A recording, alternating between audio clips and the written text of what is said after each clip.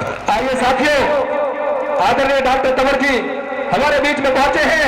सभी से अपनी राम राम नमस्कार, सभी से लोगों से खड़ा होकर एक बार जोरदार भाई डॉक्टर अशोक तंवर के स्वागत में जोरदार भाई डॉक्टर अशोक तंवर, आप सबके चहीते भाई डॉक्टर अशोक तंवर आपके बीच में पहुंच चुके हैं। जोरदार तालियों में खड़े होकर जोरदार तालियों से स्वागत है, जोरदार तालियां आपके वार्ड की पहचान, जोरदार तालियों से स्वागत, जोरदार तालियां।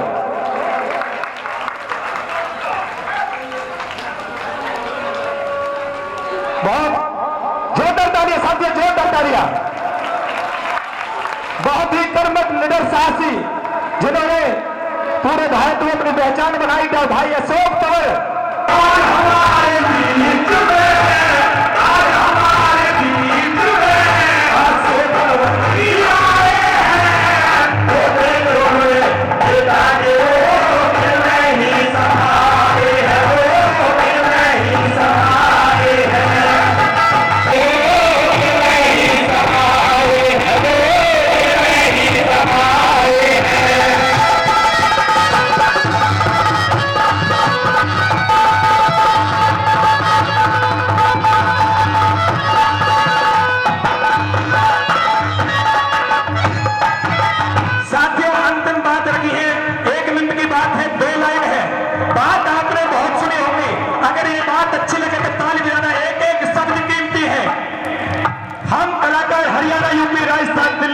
जहां तक ये राजनीति सोई जाती है, समझी जाती है, हम वहां तक आते हैं।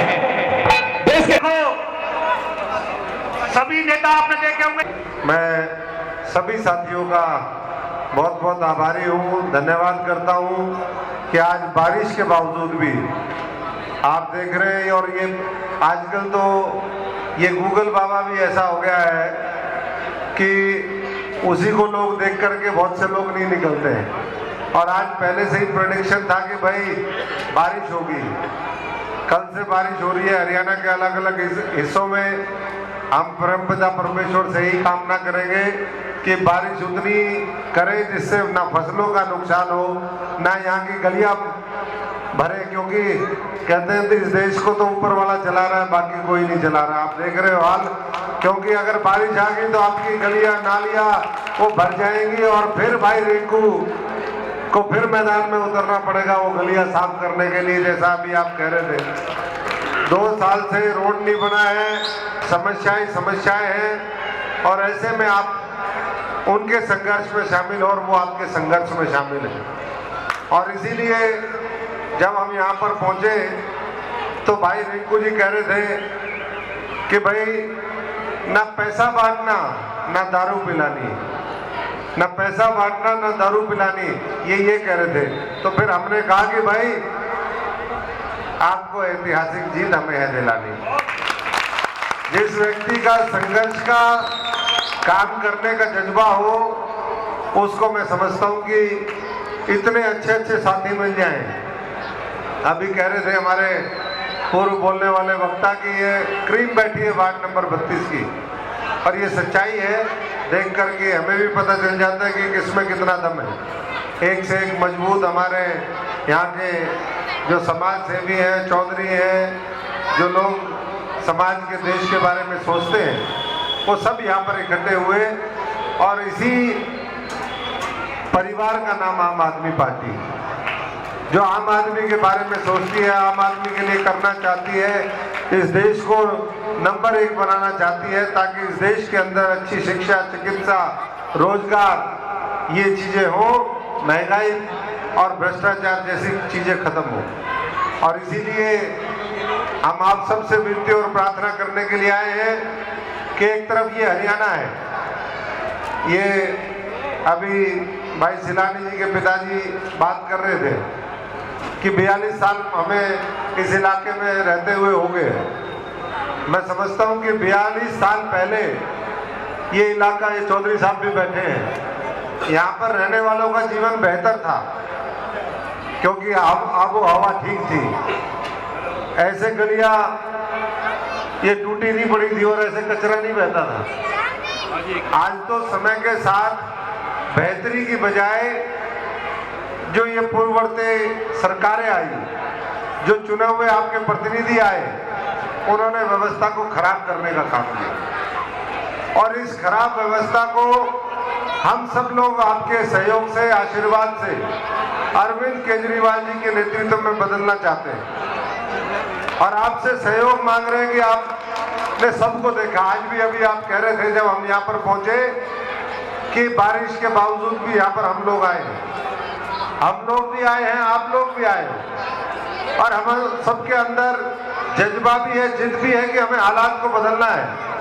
और अगर हालात नहीं बदले तो ये मुल्क, चाहे हम नारे कितने भी बड़े बड़े दे दें कि $5 ट्रिलियन की इकोनॉमी कर देंगे, दुनिया को महाशक्ति बना देंगे, दुनिया में हमारे डंके बज रहे हैं, ये कहने की बातें। साथियों, सच्चाई आपको पता है कि हम कहां पर खड़े हैं। आज बच्चों के लिए जो शिक्षा का सपना देखा था हमारे देश के निर्माताओं ने, संविधान लिखने वाले बाबा साहब अम्बेडकर जी ने, कि शिक्षित बनो, संगठित बनो, संघर्ष करो। बाबा साहब ने ये शिक्षा की बात थोड़ी ना कही थी जो यहाँ पर है कि बच्चों को पास करते जाओ और बच्चों से एक जो है पेज पढ़वा लो तो उनको एक पेज पढ़ना ना आए, उनको ABCD ढंग से ना आए, ऐसी शिक्षा व्यवस्था की बात बाबा साहब ने नहीं की थी। बाबा साहब ने कहा था कि आज से 125-150 साल पहले जो शिक्षा वो बाहर विदेशों में अर्जित करके आए, वैसी शिक्षा हम अपने देश में दें। इसलिए ऐसा संविधान लिखा था कि सबको अपने वोट का अधिकार मिले और उस वोट के अधिकार के माध्यम से हम व्यवस्था बदलने का काम करेंगे। और वो कैसे संभव होगा? जब हम संगठित होंगे, जब ये देश संगठित होगा, जब समाज संगठित होगा, जब अच्छे लोग संगठित होंगे और मिलकर के उसके लिए संघर्ष करेंगे। उस संघर्ष का रास्ता अरविंद जी ने आज से 10 साल पहले आम आदमी पार्टी बनाकर के जो एक भ्रष्टाचार के खिलाफ उन्होंने मुहिम शुरू करी अन्ना जी के नेतृत्व में, और उसके बाद एक पार्टी अस्तित्व में आई। आज धीरे धीरे उसने एक अपना मॉडल बनाया कि किस तरीके से हमें ये तमाम भावी पीढ़ियों को सशक्त और मजबूत करना है। इस देश का एक विजन रखा कि आज से 20 साल बाद, 10 साल बाद का किस तरीके, अगर हमारा विजन ठीक होता जो पहले के नेता थे, तो देश के अंदर लाखों करोड़ लोग स्लम्स में नहीं रहते। आज मुंबई के बाद सबसे बड़ा अगर स्लम है तो इस फरीदाबाद के अंदर है। और इन्होंने क्या कहा, हम स्मार्ट सिटी बनाएंगे। कहाँ गई स्मार्टनेस, कहाँ चली गई? इन्होंने कहा कि मिलेनियम सिटी है हमारा गुड़गांव। आज मिलेनियम सिटी के अंदर 1 घंटा भी बारिश नहीं हुई और 3-3, 4-4 फीट पानी बरस गया है। अगर थोड़ी सी बारिश यहाँ आ जाती है तो यहाँ उससे भी बुरा हाल होता है। अरे हमारी नदियों के अंदर काला पानी है, हमारे पीने के अंदर सीवरेज का पानी मिलकर के आता है, हम जहरीली सांस ले रहे हैं, जहरीला खाना खा रहे हैं। तो ऐसे में कहां से मुल्क तरक्की करेगा? तो मैं तो आप सबसे यही विनती और प्रार्थना करने के लिए आया हूं कि आप ऐसे पार्टी और ऐसे व्यक्ति का साथ दें जो आपके बारे में सोचता हो, देश के बारे में सोचता हो, ईमानदारी और पूरी मेहनत और निष्ठा कर और सच्चाई के रास्ते पर चलते हुए इस मुल्क की तरक्की करवाना चाहता हूं। और वो है आम आदमी पार्टी और ऐसे हमारे भाई रिंकू सिलानी जी। ऐसे भाइयों को आप अगर मजबूत करोगे, ऐसे योद्धा अगर तैयार करोगे इस वार्ड नंबर 32 से, फरीदाबाद की धरती से, तो अपने आप अरविंद केजरीवाल जी के नेतृत्व में एक मजबूत सेना तैयार होगी, पूरे देश के अंदर तैयार होगी। लेकिन हम भ्रष्ट, करप्ट, निकृष्ट, घटिया नेतृत्व अगर तैयार करेंगे, जिनको हमने पहले भी बार बार देखा है, तो फिर आपको लड़ने वाले योद्धा नहीं मिलेंगे, फिर आपको वैसी मजबूत सेना नहीं मिलेगी। फिर तो दूसरे देशों की सेनाएं आएंगी और हमें रोक के चली जाएंगी, जैसे पहले होता रहा हमारे साथ। हजारों साल ये मुल्क गुलाम रहा। आज मैं समझता हूं कि हमारे पास इस देश के अंदर सबसे बड़ी आबादी है पूरी दुनिया के अंदर। और पुराने समय में आप देखते हो जिस परिवार में ज्यादा फैमिली मेंबर होते थे, जिनका लठ मजबूत होता था, वो पूरे अपनी चौधराहट करते थे। आज अगर हमारे इन 140 करोड़ लोगों को अगर हम ढंग से आगे बढ़ाने का काम करेंगे तो पूरी दुनिया के अंदर भी हमारा लठ मजबूत होगा।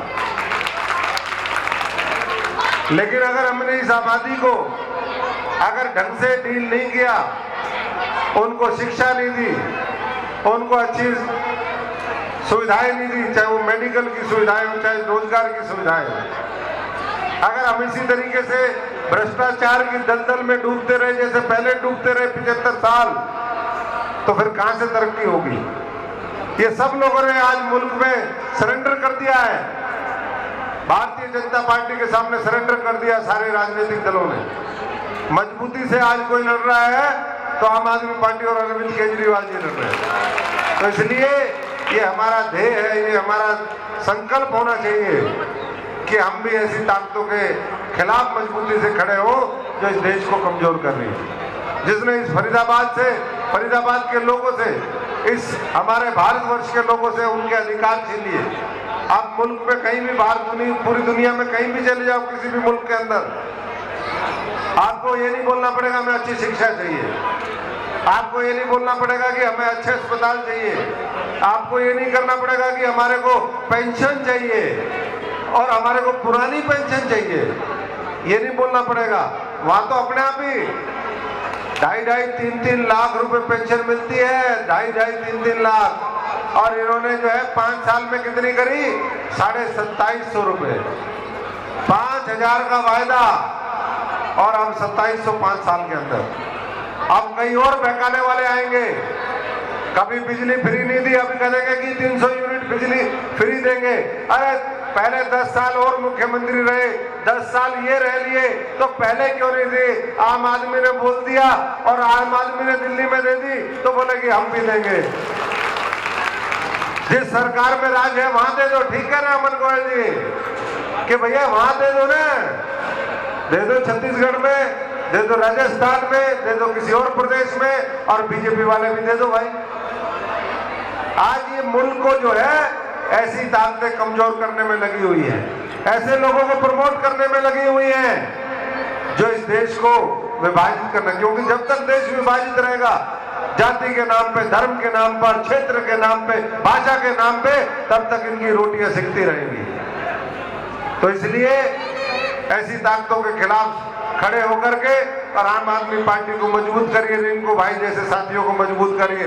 हम आपके पीछे खड़े हैं और जहां आपके ऊपर कोई गलत नजर से देखेगा, हम आपके आगे भी खड़े हो जाएंगे, पूरी मजबूती से खड़े होंगे, लड़ाई लड़ेंगे। मुद्दे तो बहुत है, राशन कार्ड आपके काट दिए, पता नहीं क्या क्या कर दिया, ये सब पता, हमें बीपीएल नहीं मिल रहा है, कुछ भी नहीं मिल रहा है। ये सबके लिए भी हमारा 27 तारीख को हम धरना दे रहे हैं। 27 तारीख को बहुत बड़ा प्रदर्शन है, मैं आप सबसे भी अनुरोध करूंगा कि वहां भी आओ। मैं आप सबसे अनुरोध करूंगा कि आने वाले समय में आम आदमी पूरे हरियाणा के अंदर सदस्यता अभियान चला रही है, और हमारा सदस्यता अभियान का जो मिस कॉल है, फोन के ऊपर आपने मिस कॉल मारना है, जैसे कॉल मारते हो आपने मिस कॉल मारना है। नंबर है 76 500 88,000, मार देना, कोई नहीं, इसके बाद मार देना बाद में। 76 500 88,000, मैं सब सुन रहा हूँ। गूंगे की मां जाने गूंगा के क्या है, वैसे तो मात्र शक्ति इधर है लेकिन गूंगा यहाँ। तो कहने का मेरा मतलब ये है कि सदस्य बनाए और इनकलाबी सोच के साथ जुड़े। 23 तारीख को, आज कितनी तारीख होगी, 18 तारीख, आज के 5 दिन के बाद हम दिल्ली के जंतर मंतर पर शहीद भगत सिंह, जिन्होंने 23 साल की उम्र में इस देश के लिए अपने प्राण दे दिए अंग्रेजों के खिलाफ लड़ते हुए, हम उस क्रांतिकारी शहीद भगत सिंह को याद करेंगे।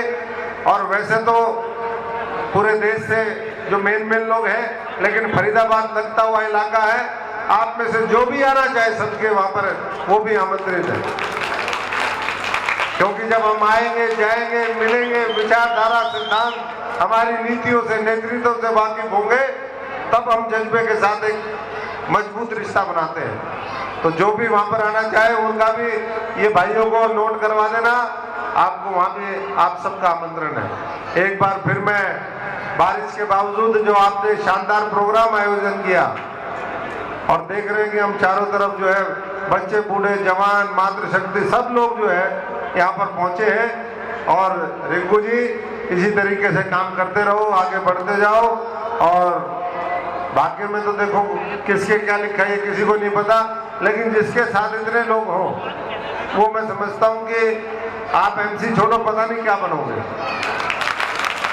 नहीं, भाई भी अच्छा है, मजबूत साथी है और अच्छा काम करना चाहता है, और ये आम आदमी पार्टी में ही संभव है, खास लोगों की पार्टी में नहीं है।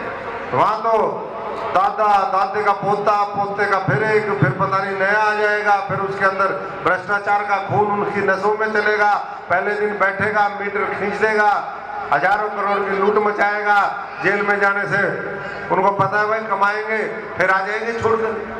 और दूसरी तरफ जो है ईमानदार लोग, मनीष सिसोदिया और तमाम ऐसे लोगों को, सत्येंद्र जैन जी को, जो मजबूत अच्छे काम करते हैं, शिक्षा और चिकित्सा की बात करते हैं, एक नया मॉडल पूरे इस देश और दुनिया को जिन्होंने दिया, उनको तो फैसला आप लोगों को करना है, क्योंकि लोकतंत्र में जिम्मेदारी अगर पार्टियों की है, नेताओं की है, तो उससे ज्यादा जिम्मेदारी आपकी है कि आप कैसे नेता चुन करके विधानसभाओं में भेजते हो, संसद में भेजते हो, अपना एमसी चुनते हो।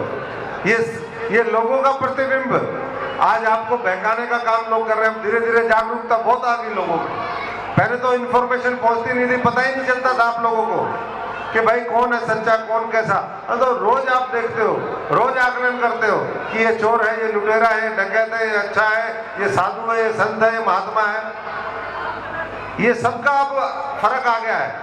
बस आपने क्या करना है, अपने बुद्धि विवेक और अनुभव के आधार पर जब 5 सेकंड का बटन दबाते हो तो वो ठीक जगह दबाने का काम करना है।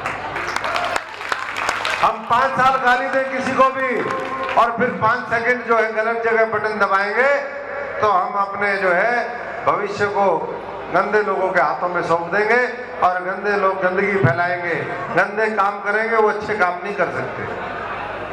तो इन्हीं शब्दों के साथ मैं एक बार आप सबसे आह्वान करता हूं कि झाड़ू उठाओ, झाड़ू उठाओ।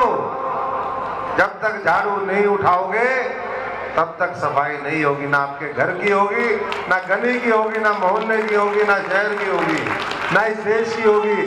तो अपने को सबको खुद झाड़ू उठानी पड़ेगी। कहते हैं ना कि बिना मरे स्वर्ग नहीं दिखता। अपने दीपक आप बनो। अगर रोशनी चाहते हो, सफाई चाहते हो, तो झाड़ू माताएं बहनें तो रोज झाड़ू उठाती है। अब जो है ना, एक महीने में या हफ्ते में एक दिन बांध लो कि उस दिन आप झाड़ू नहीं उठाओगे। जो घर का पुरुष है उससे सफाई करवाओगे, झाड़ू पोछा बाथरूम सब वो काम करेगा। नहीं माता जी करना पड़ेगा। पूरी दुनिया में सब काम करते हैं, अपना अपना काम करते हैं। इसमें काम करने की क्या दिक्कत है? कोई आपका कोई बंधा हुआ थोड़ा है, सब बराबर है। उनको घर से ट्रेनिंग देनी पड़ेगी सफाई की। जब वो घर में ट्रेंड होंगे तभी तो बाहर जाकर के सफाई करेंगे। जब घर में ही ट्रेनिंग नहीं मिलेगी तो बाहर जाकर के वो गंदगी फैलाएंगे। वो कहेंगे कि भाई हमारे तो ऐसे ही, घर में आप मिले हुए हो, बाहर रिंकू मिला है, और थोड़े से बड़े स्केल पे टिंकू मिला है, कहीं मिंकू मिला है, कहीं कोई मिला है। रिंकू टिंकू मिंकू और हमारी माताएं बहनें ये सफाई करेंगी, बाकी सब गंदगी फैलाएंगे। तो ये भी बदलना है मामला। ये व्यवस्था भी बदलनी पड़ेगी, ये सोच भी बदलनी पड़ेगी। अभी समय बहुत ज्यादा हो गया, लंबी फिर चर्चा करेंगे। आज रिंकू भाई कह रहे थे कि ये जी पूरा भरा होता, तो भरा है अभी भी, कौन सा खाली है? लोग बारिश में क्यों खड़े होंगे भाई? कोई सजा में थोड़ा आए हुए हैं। यहाँ पर जितने लोग हैं वो सारा भरा हुआ है, यहाँ से लेकर वहां तक भरा हुआ है, और कुछ लोग आ भी रहे जा भी रहे। ये तो मेला है, ये तो मेला चल रहा है। सारे लोग अच्छे अच्छे लोग आएंगे जाएंगे। और भाई आप कुछ खिलाओगे तो खाएंगे, ठीक है जी। पिलाने के लिए मैंने मना कर दिया कि किसी को पिलाते नहीं, पिलानी है भी नहीं। ये तो सरकार का काम है। सरकार की कैसी कैसी नीति है। 3 बजे तक ठेके खोलती है, नई नीति आई है सरकार की। 3 बजे तक दारू पीते रहो, पीते रहो, पीते रहो। ऐसी नीति बना दी है हरियाणा सरकार ने। और जो दोषी है उनको पकड़ा भी नहीं जा रहा है। एक्साइज पॉलिसी उसमें गड़बड़ कर दी इन्होंने ठेकों में, लेकिन कोई किसी को नहीं पकड़ रहे।